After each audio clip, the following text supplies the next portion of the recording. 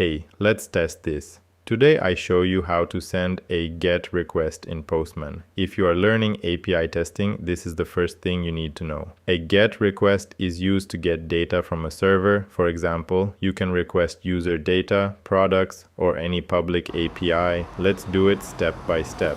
First, open Postman. Click New and select HTTP request. Now you see a request tab. Here, you need to choose request type. Select GET. Next, we need a URL. A URL is the address of the API endpoint. I will use a simple public API for testing. They return random facts about dogs. Paste the URL here. Now everything is ready. Click Send. And here you can see the response. Let's quickly understand what we got. First, status code.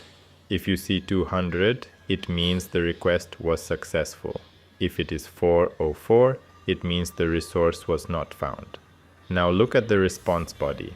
Here you can see the actual data returned by the server. This is what we usually validate in testing. Also, you can check headers here. Headers contain additional information about the response. And that's it.